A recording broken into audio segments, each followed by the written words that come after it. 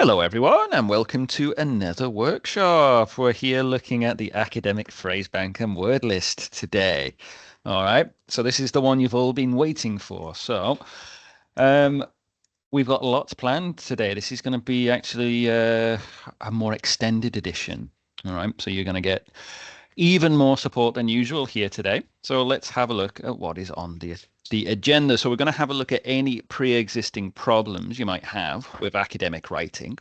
And then we're going to have a look at how the academic phrase bank and the academic word list can help you with some of those problems. Okay, so they're going to be both super useful for you today. So, before we actually look at those two things, let's consider maybe some of the issues you might be having now.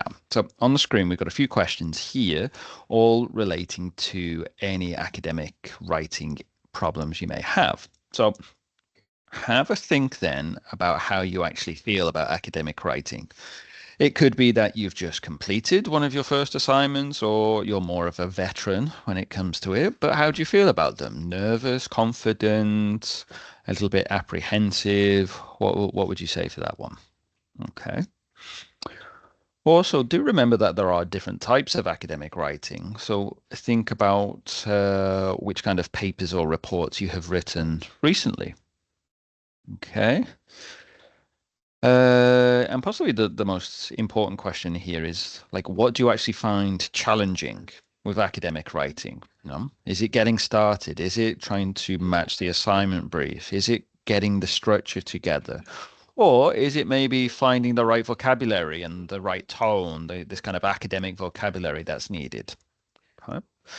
So, a slightly different question. Is there a particular section of your academic writing that you find difficult? Is it the introduction, executive summary, literature review, conclusion, things like that? Do you have any particular problems with those parts? And then the last question here, are you actually using any tools or resources to help you with your writing or to help you improve your writing? Okay, any proofreading, editing tools, things like that.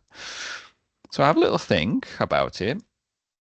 Pause the video, and then when you're ready, we'll move on to the next slide. Okay. So, thinking about your answers to those questions, then the academic phrase bank may be able to help you with some of those issues. Okay. So let's actually consider what the academic phrase bank is. Right? Has anybody ever heard about it before? Have you ever come across it in any of your notes or in your research online? Okay. All right. So we're going to find out a little bit of information about it and then how it is useful for you. Okay. So the academic phrase bank is a collection of academic phrases that are usually used and that you are expected to use in academic writing, like research papers, dissertations, theses, things like that. So it was a big research project. They had a look at hundreds or possibly even now thousands of dissertations from across all of those different disciplines that you can study at university. And they took out of them the specific phrases, specific words that are used in academic writing and basically made a big list of them and then tried to categorize those phrases based on the function that they have. Okay. So it was originally used to help students to avoid repeating themselves and to be more formal in their academic writing. Now, the original idea was that it would be for non-native English speakers, but even if you are a native speaker of English, it is incredibly helpful because it helps you to have this variety of language, this variety of formal language that can help you in your assignments. Okay, so let's have a look at its parts, because I mentioned that it can be divided up, it can be categorized into different sections, and those different sections have phrases connected to them.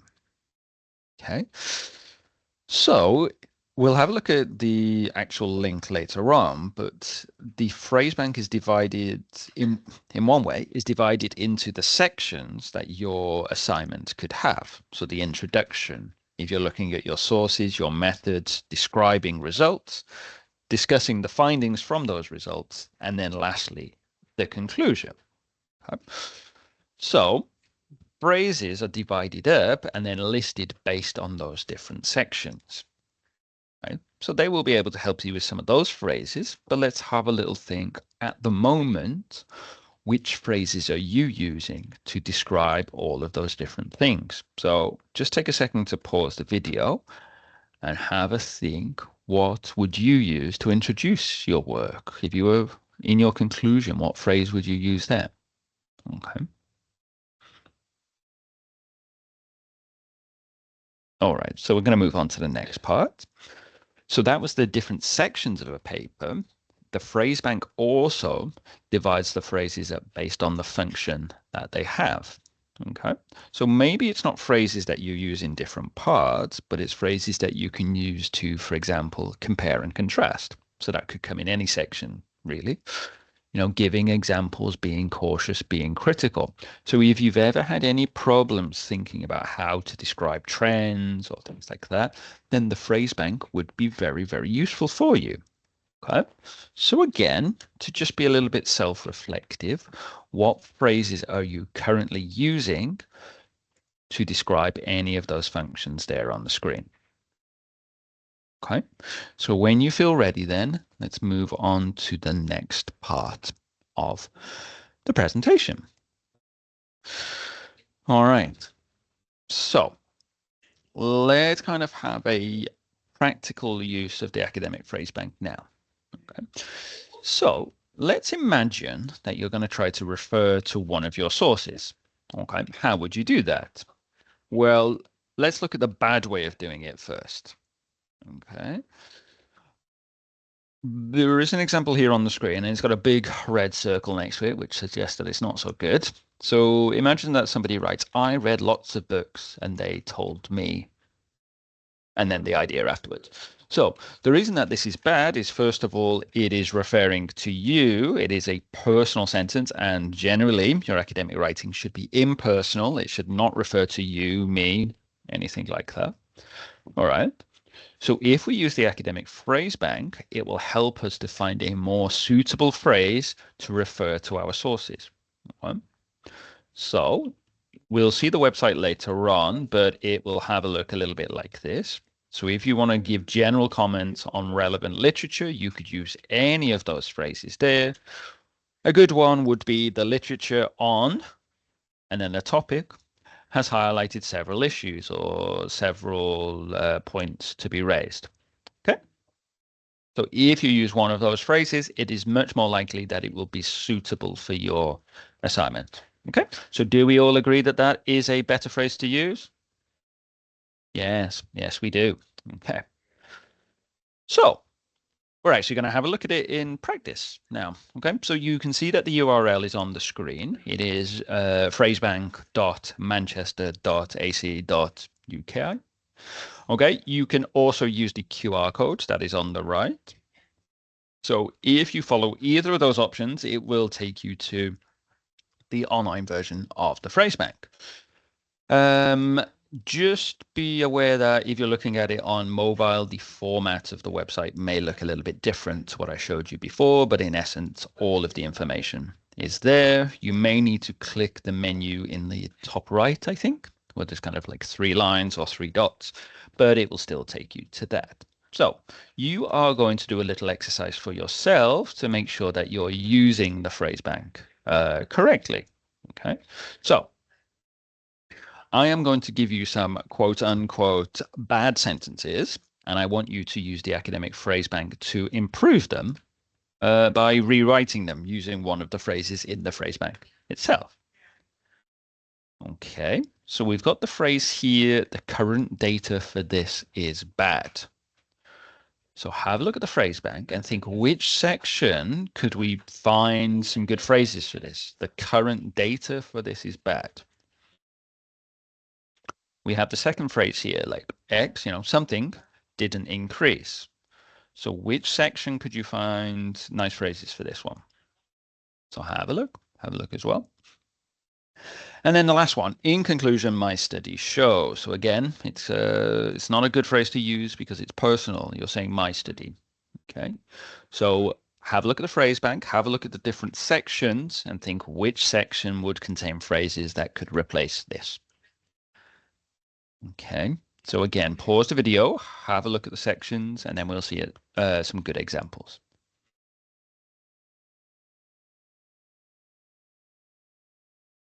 Okay, so for the first one, it would be in the introducing work section and identifying the paucity or lack of previous research. So you will see if you follow those links, you'll find a whole list of phrases you could use there.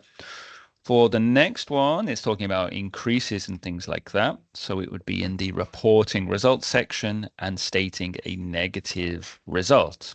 So again, you'll get somewhere between 8 and 12 different phrases that you could use to report negative results. And then the last one, hopefully this is a bit easier. You know, it says in conclusion. So you would go to the writing conclusions section and then summarizing your main research findings. Okay, so if you go to those sections, you'll find a whole list of phrases that you could use to replace these ones.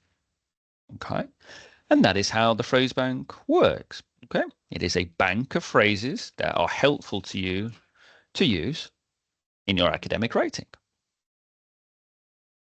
Okay, so again, yeah, we should always reference our work. So here we've got the reference from the Phrasebank at Manchester University. Okay, so that was the academic phrase bank. Now let's move on to something which is similar, but it also has its distinctions as well, because we're going to have a look at the academic word list. So it's a little bit different. It seems like it could be the same. Phrase bank, word list. So in essence, it is the same, but instead of looking at phrases, it's looking more at individual words that should be used in academic writing. So the academic word list was created by Professor Avril Cox-Head in 2000. Okay, so her idea was to compile a whole list of words which are only used in the academic context.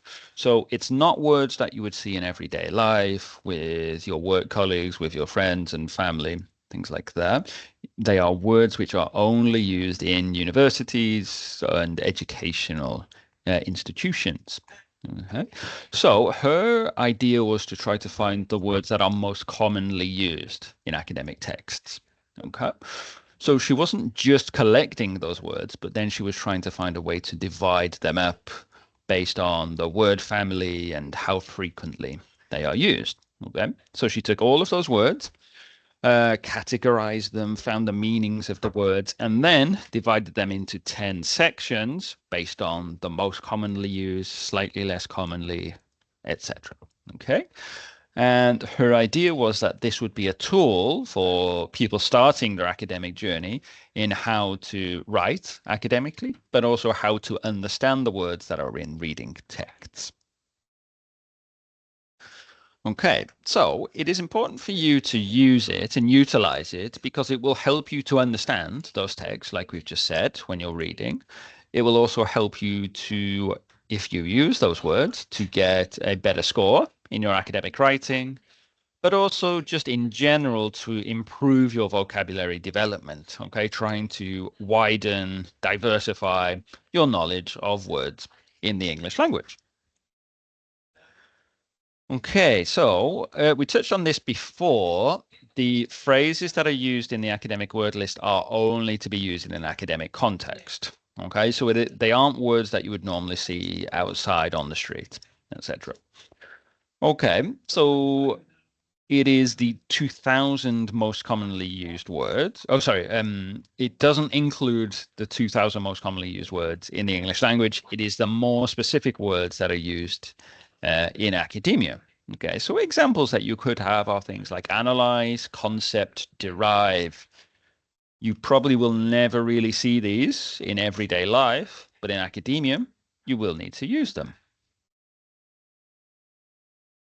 So the structure next, when we have a look at the website, you will see that it is divided into 10 sections. So each section has a number given to it. And in section 1, you'll have a list of words. And these are the words that are most common in academic language. Okay, so the words in section 2 will be slightly less common, all the way down to section 10, where these are the least common out of the ones that have been included. And for each of the words in the different sections, it will include the main word, like analyze, but then it will include any other words that are connected to it in that word family. Okay? So analyze will have the other words listed like analyses or analyzes, analyzing, analysis. Okay? So they are all connected together, so they all appear in the same section. And the idea is that you don't just learn one word like analyze, you learn all of the other words that are connected to it because they all have the same roots and they all have the same meaning. So let's have a look at you using the academic word list for yourself. Okay, so if you visit the EAP Foundation, they have taken the words from the word list and made it more kind of interactive so that you can use it in this way. So if you visit that website at the top, which is eapfoundation.com/vocab/academic/AWL lists with another slash at the end, that will take you to the website. You can also scan the QR code that is on the screen as well. So while you look for that information, let's talk about how you can use it. So you will see the long list with words from 1 all the way down to 10. Okay. And it gives you the word on the left, the head word. Okay. Then it tells you how popular that word is or how common it is at least. And then all of the different words that are connected to it in that word family. Okay. And then if you click on the word, it will give you definitions of the words. It will give you a pronunciation standard for it. Okay. I think it also provides synonyms for you as well. Okay. So you can find words that are similar to it if you want to have a bit more variety. Okay. So if you click on the word, it will bring up that information for you. So you've gone to the word list, you've clicked on the word, you know what it means, you've seen the other words that are connected to it. Is that the end of the process? Is that done? Do you know the word at that point? I would say probably not, because just looking at a word and knowing what it means, that isn't the end of the process. You need to remember it. You need to use it in future. So things that you might want to think about are using things like flashcards. So flashcards are where you have a word on one side and then on the other side, the meaning. And this can be like a little test, a little game for you that you can use. So you write the word analyze on one side, you turn it over on the other side and write the meaning. And then, before you go to bed or when you wake up, you look at the word and try to remember what it means. And then you check it on the other side. You think, yeah, I got it correct. Okay? So you could use flashcards to help you to remember these words. You can also use like various word lists as well, things like that. But one of the best ways you can remember what the words mean is actually using the words in conversations. Okay. So you can use it in your spoken activities. You can also then put them in your writing assignments, which is kind of the aim, the target that we're looking at. You can also use the word lists in kind of other ways because there are lots of online tools which use the word list. Okay. So there is something called the AWL, Academic Word List Highlighter. So if you Google it, you will find there is a tool where you can take an academic text, you can paste it into the highlighter, and it will take out the words, it will highlight the words which are in the academic word list and provide the meanings for you. Okay. So over time, you should be recognizing like these words are appearing again and again, and hopefully you will start to remember what those words mean. All right. So using the academic word list in your writing.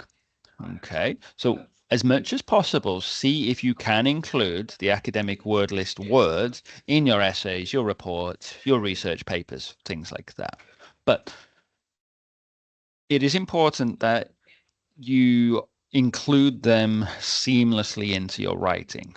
Okay, because if you're just throwing them into your writing with no care for the meaning, the context, then first of all, you're going to use them wrongly. Also, it's just going to look bad on the page like that. Okay. So use the words, but make sure that you are using them in the right context with the right meaning. Okay.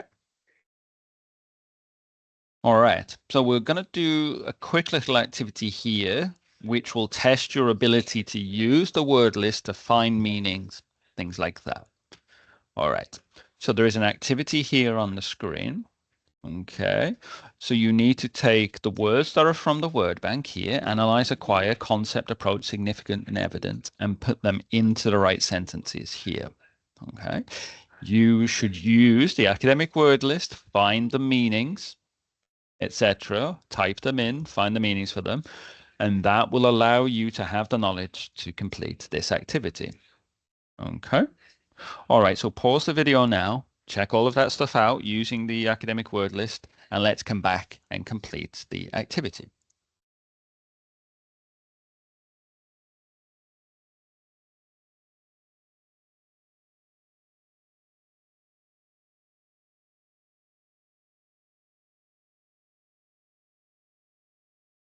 Okay, so hopefully you completed the activity then. So let's see what the answers were here. So the first one would be evident. Okay. Number two would be analyze. The third is concept. The fourth is acquire. And the two that we need in number five are approach and significant. Okay, if you found that you had a mistake there, go back to the word list, find the words, have a look at the meanings, and see how you could use them in those sentences. Okay, let's have a look at another activity here now. Okay, on the left, you have some of the words from the word list again. You're going to use them in these sentences here, but you will need to use the correct form of the verb, of the word. So if you remember before, we had a look at the head word, which was analyze. So we had analyze and then the other words connected to it. So analyze, analyst, analyses, analysis. So you will need to change the form of the word. Don't change the word itself, but change the form in order to complete the sentences. Okay. So again, use the word list, look at the other words which are connected, and you'll need to choose one of those to complete the space. Okay, so for economy, it could be economist, economical, etc. For derive, it could be derived, derivation, things like that. Assume, it could be assumption, who knows? And then define, definer, defining, defined, definition, and so on. Okay, so again, pause the video, have a look at the word list, play around with it, see if you can find the words that are connected to these ones, which will complete the sentences. Okay, so pause the video, do the activity, and then we'll check the answers.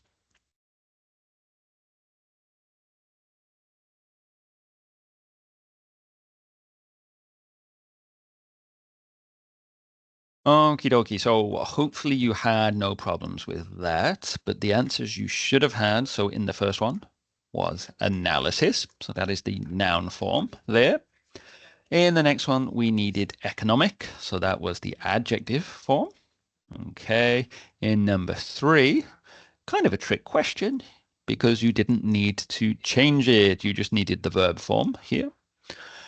Number four, you needed assumption, which is the noun form of assume. And in number five, you needed definition, which again is the noun form. So let me repeat, if you found it difficult here doing this, spend a little bit more time in the academic word list, looking at the words, looking at the definitions, looking at the connected words, and that should help you in the future. All right, so one final activity here, which is going to test your ability to use the academic word list. You have some words on the left. you have some words on the right, you need to match a word from the left with a synonym, so with a similar word on the right. Okay, so every word should have one synonym on the right. Okay, pause the video, complete the activity, then we'll come back and check.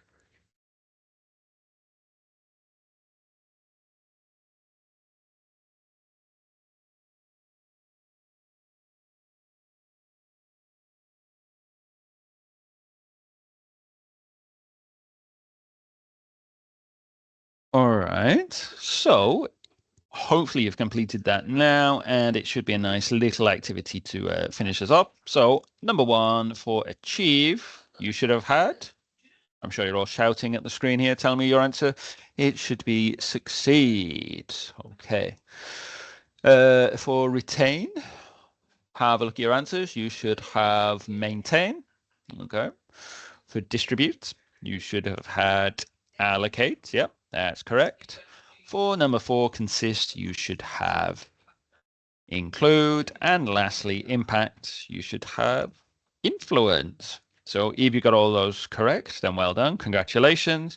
If not, make sure you spend a bit more time with the academic word list. Okay, so if you want to know a bit more about the academic word list, there are some tools that you can use. So if you go to the Victoria University of Wellington, you can look at the original research that was behind the academic word list. So the wonderful person who created it has their own site there with various tools and resources to help you with that.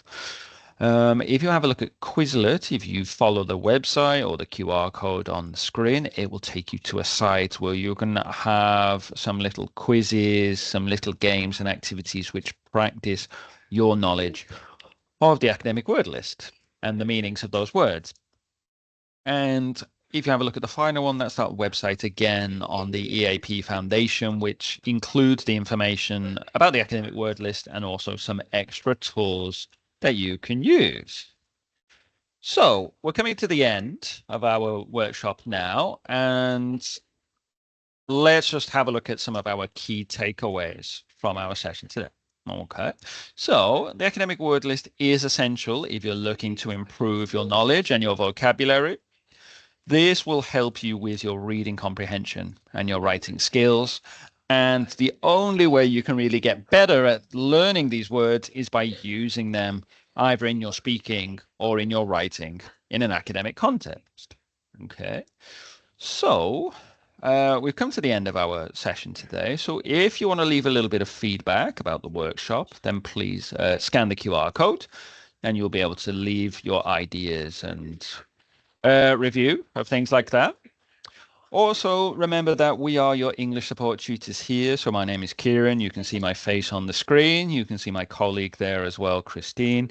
If you do ever want to get in touch, you can contact us via the email that is on the screen. So English support _Manchester@esl.ac.uk. We can help you with anything English for academic purposes related. So we can talk about your presentation skills, assignment skills, other more general skills like reading and listening skills. And we're also able to provide you with in-person and online one-to-one support and things like that. So if you do ever have any problems, issues, or things you want to discuss with us, then please do get in touch. So something to take away with you today is a little bit of extra practice. So if you scan that QR code, it will take you to a website where you can practice your skills a little bit more with either the academic phrase bank or the academic word list that we've looked at today. And just to get in the good habit, we've got our references again here of what we've looked at in the second part of the presentation. Okay, so thank you for attending this workshop today. I hope it was useful for you, and I hope to see you again in future.